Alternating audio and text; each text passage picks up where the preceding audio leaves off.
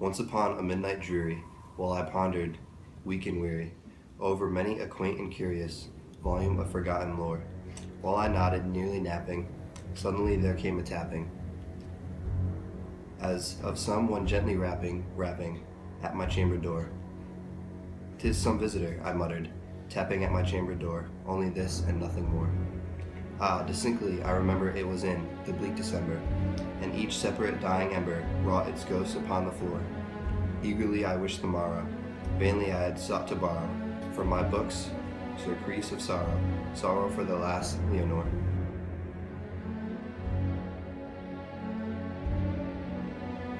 For the rare and radiant maiden who the angels named Leonore, nameless here forevermore.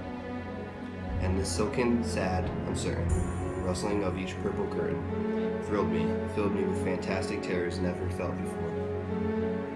So that now, to still the beating of my heart, I stood repeating, "'Tis some visitor entreating entrance at my chamber door, some late visitor entrance at my chamber door, this and nothing more." Presently my soul grew stronger, hesitating then no longer.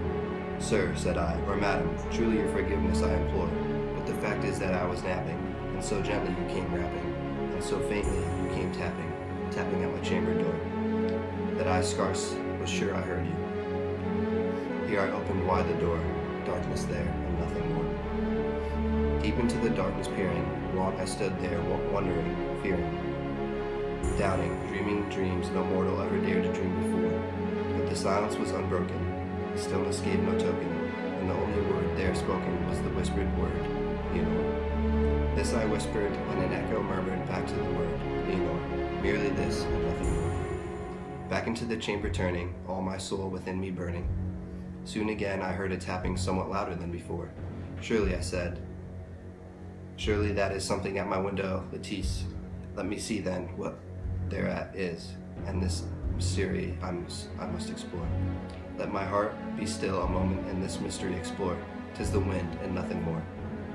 Open here I flung the shutter, when, with many a flirt and flutter, in there stepped a stately raven of the saintly days of yore. Not the least obedience made he, not a minute stopped or stayed he, but with mine of lord or lady, perched upon my chamber door. Perched upon a bust of Pallas just above my chamber door, perched and sat, and nothing more. You want to send the video? Then this ebony bird, beguiling my sad fancy into smiling, by the grave and stern decorum of the continents it wore, thought thy crest be scorned and shaven, thou, I said, art sure no craven.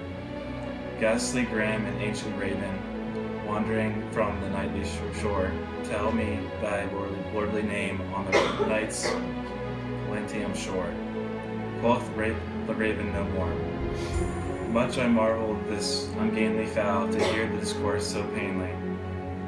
Though its answer little meaning, little reverence bore, we cannot help agree that no living human being ever yet was blessed with seeing bird above his chamber door, bird or beast upon the sculptured bust above his chamber door, with such name as nevermore.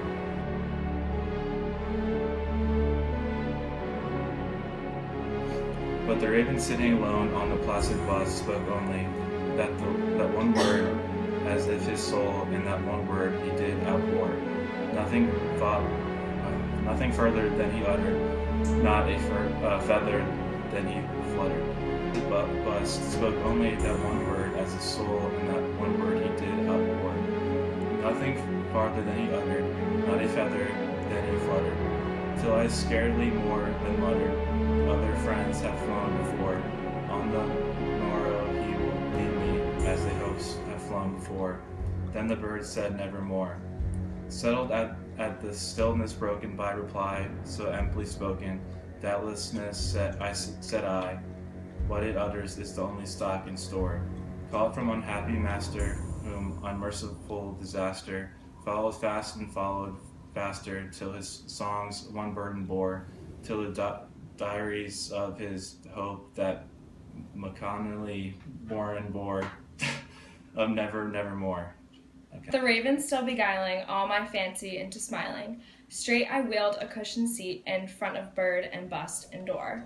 Then upon the velvet sinking, I betook myself to linking, fancy unto fancy, thinking what this ominous bird of yore, what that grim, ungainly, ghastly, gaunt, and ominous bird of yore meant in croaking nevermore. This I sat engaged in guessing, but no syllable expressing, to the fowl whose fiery eyes now burned into my bosom's core.